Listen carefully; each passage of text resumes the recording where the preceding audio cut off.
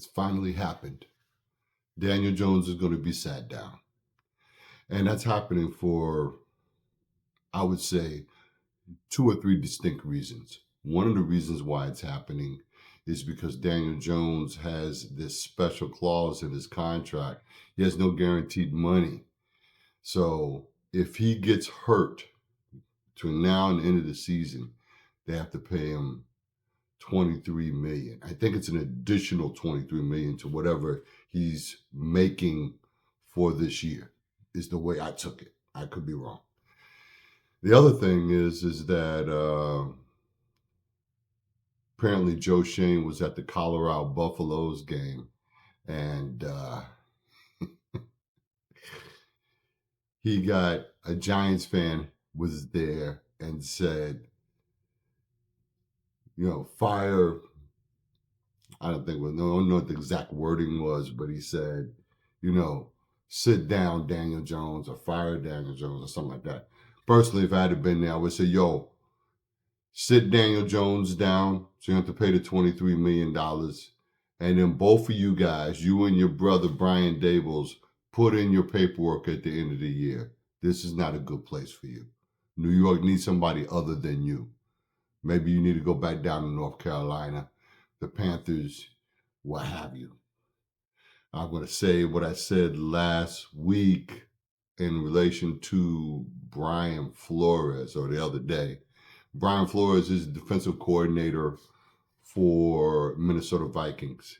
I want to see him as the next head coach of the New York Giants with Louis Riddick as the GM. Someone corrected me because I said he lived in the Bronx. He actually lived in Brooklyn. So again, a guy who came from the New York area, has a certain attitude, and will bring a certain gravitas that this team hasn't seen since Coach Coughlin or Coach Parcells. Also, Tommy DeVito will be the starting quarterback. And I'm glad we didn't have to go through having Drew Lock out there, because I think Drew Lock was just a joke of a signing. Whatever money that you spent on Drew Lock, you should have spent it on other needs. I'll say again and again, the way the schedules kind of went out for a lot of people this year, this was like one of the more easier schedules in terms of your ability to have a chance to win than some of the past schedules I've seen. And had stupid ass Joe Shane had enough sense to have kept Saquon and signed him 2 years ago, at least 1 year ago, you would have franchised and tagged him the first year. The second year, you would have,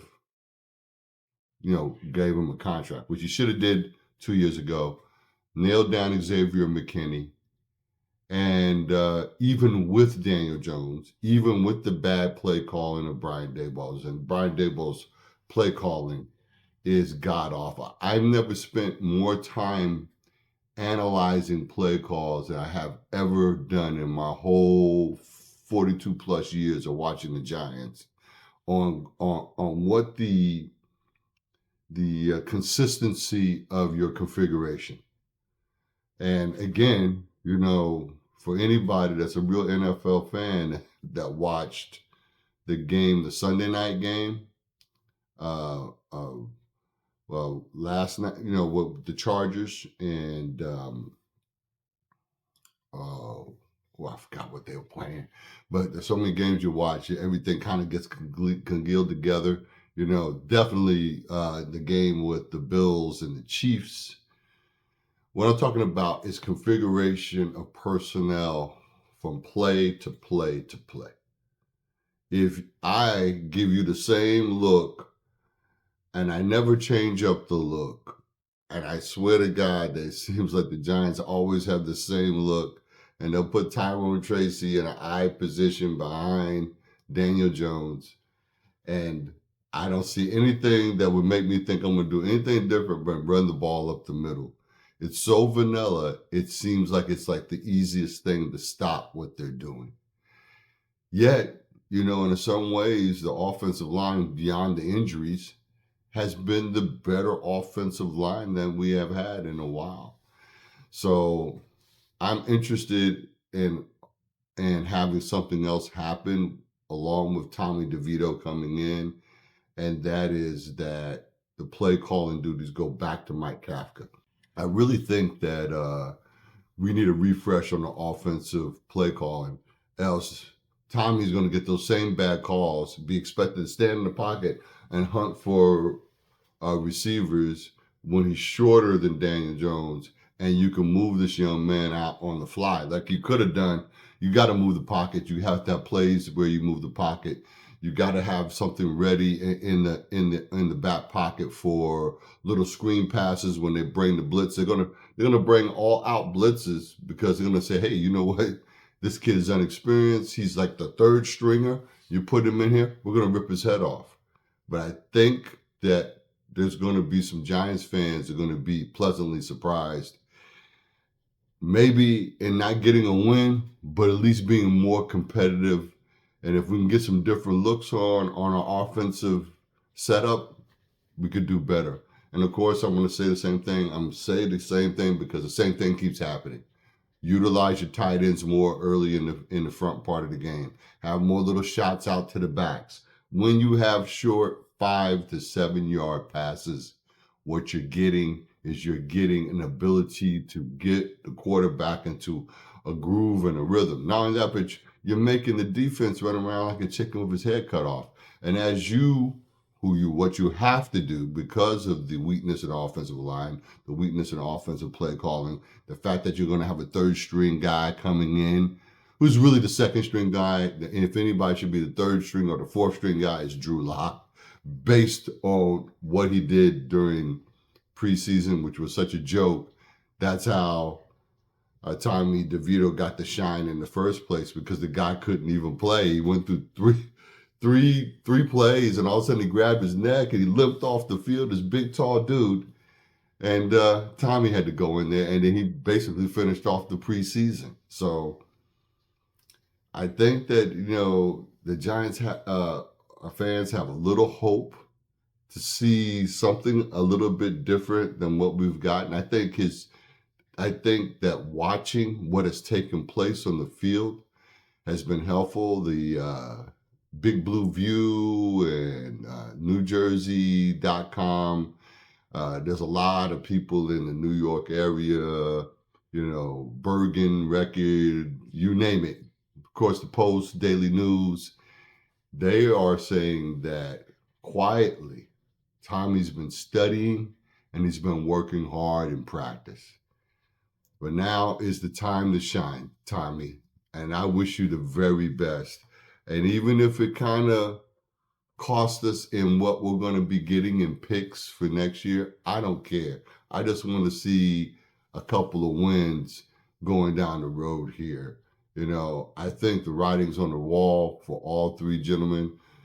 Daniel Jones is going to end up going somewhere, I don't know, maybe across the hallway to the New York Jets. We have a tendency to trade players off a lot. He might end up across the hallway and he can run for his life out there for a little while. I don't care. You could take Joe Shane and Dables with them, because now that you fired Robert Saleh, hey, c'est la vie. Take a nice little walk out there into the woods. Don't come back, all right? One-way trip. So anyway, I just wanted to touch base with people and say that we're going to be moving into a different area. I'm happy for Tommy. He grew up as a New York Giants fan, lives 20 minutes away from the stadium. And I think this is going to be maybe a little bit more fun and exciting than what people expect. At least I hope that that's going to be the case. Sitting here at 2-8, all we can do is be a spoiler to people. But if the team galvanizes around Tommy and we can get some innovative play calling happen, which is really a big weakness for the Giants right now, and I have no faith in Brian Daboll's play calling. I'll sit there and say it over and over again. Your one time that you went to the playoffs, under this crew of individuals, i.e., Brian Daboll, Joe Shane, Daniel Jones. You had Saquon. It was the reason why you were supposed to keep Saquon. And two, Mike Kafka was calling the plays. I think they started to get a little bit stale. He needed to have a refresh, and that's where I could see Brian could be involved. But overall, leave the play calling to Mike Kafka. And I think you took on more than you should have, and your mind is scattered. It's all over the place, and you are just kind of doing these vanilla plays. You don't have faith in the quarterback. So therefore, you do these vanilla plays, and you got to think of ways that play to his strengths. I don't think that was ever in your game plan. So, having said that, we're going into this final phase of the season, and I'm really hoping that again, Tommy in certain ways does well. What I'd like to see happen for him to do well enough that he'll be still here as a backup quarterback to whoever is going to be your pick. I'm assuming that Joe Shane was in Colorado to take a look at Travis Hunter and Shador and perhaps Shiloh. And there might be some other players on the team. There's definitely a winning attitude, an attitude of how the team approaches the team sport that Deion Sanders has put into it, and got people like Paul Feinbaum or whatever his name is, that bald-headed knucklehead off of ESPN that's always hating on Coach Sanders. Yo, dude, you just need to sit down somewhere, read a comic book because you don't know what you're talking about. So I'm kind of excited about what's going on with their program. Of course, Illinois is doing pretty good, and some things are happening for them. And if you don't know it, I'll say it to you again. Tommy DeVito was a starting quarterback for Illinois. Illinois is in the Big Ten. The University of Illinois, Champaign-Urbana. What up? And this guy led him to a bowl game. I'm pretty sure he didn't win the bowl game, but he had a whale of a season, and I think he's going to bring some of that energy, and we might actually have a little bit of fun to finish out our season. So going into the future, Louis Riddick, Brian Flores. My number 2 thing would be Belichick as the GM and Steve Spagnuolo to come back and be a head coach here. I like that idea as well. Apparently, there is a thing out there. I think it's phony. People put up these crazy YouTube videos and say it's confirmed that Belichick is going to go to the Cowboys. I don't think that, Bill went and did it, and it didn't come out good because Jerry was younger and more meddlesome than he is now. And all I think he would do is just meddle in the process and muddle the process. And I would love to see Belichick be a GM, I think. At his age, he's got a 24-year-old girlfriend now, he's a little busy. So I'd rather see him lay back, be a GM, make some really smart moves, and get a tough, younger head coach to come in there and revitalize whatever team that needs the help. I mean, you're looking at, I don't know, 7 or 8 coaches that are probably not going to be head coaches by the end of the year. As it stands, Robert Saleh is gone, and was it, or is that from last year? That was from last year with Josh McDaniels and the Raiders. By the way, I got a brother lives near me here. His name is Dre. He's a Raiders fan. Shout out to you and the family and all your friends. And love to see the Raiders one day pop back up. I'm thinking to myself that the way things are shaping out, I don't know if anybody has that list in their head of the teams that have never been to a Super Bowl. The Bills have gone to the Super Bowl 4 times in a row in the 90s, and lost all 4 times. It's the craziest record to have, but one of the greatest teams ever. Jim Kelly, awesome. God bless you, man. And this man's been through a lot. He's got a heart of gold. He really represents the working type dude. Marv Levy, great coach. Bruce Smith, Thurman Thomas, and we were right on the skin of our teeth winning a Super Bowl with Bill Parcells over the Bills in the 90s. And but that team has always been good, and the fans have always been great. To show up in an outdoor stadium in freezing cold snow with wind coming off the Lake Erie and all it takes to live and strive in Buffalo, I was so happy for that win against KC and to take away their undefeated season. No better team, more deserving team was the Buffalo Bills. Josh Allen was amazing. And I would tell you, I'd be hard pressed if it ended up being Detroit who does not have a Super Bowl win and the Bills that don't have a Super Bowl win.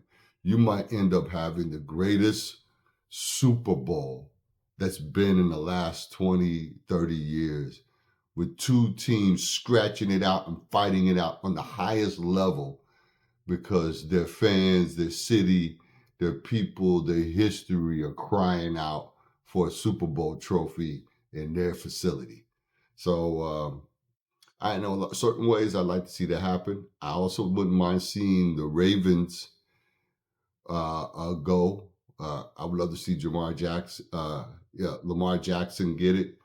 But I also like the Houston Texans somewhat as a, AFC kind of dark horse team to pop up and make things happen. I like CJ Stroud. I like the vibe.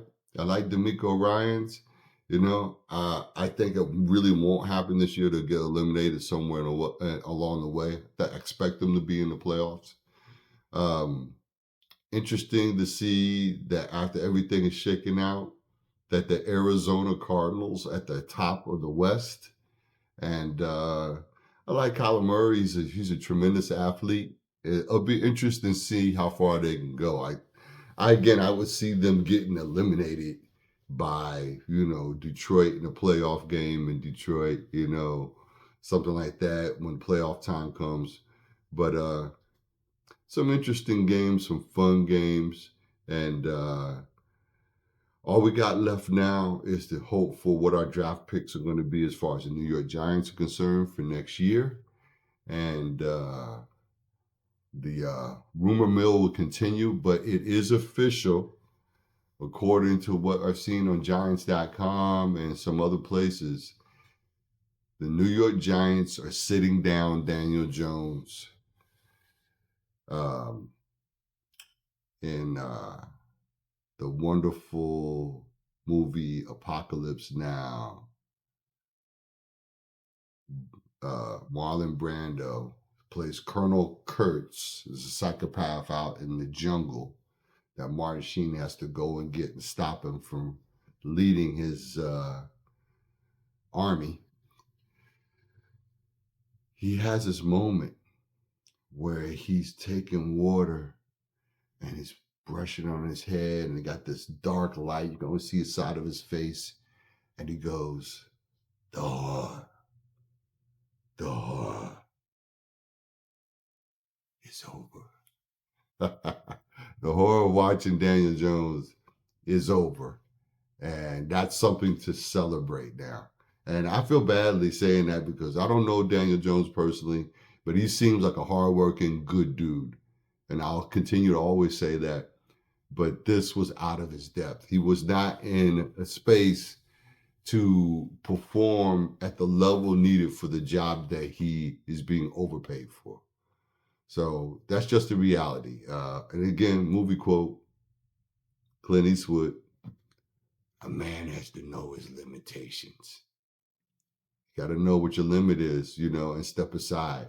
And that especially goes for Joe Shane and Brian Daboll's. I think you've reached your limit with the New York Giants, and I'd like to see you go away.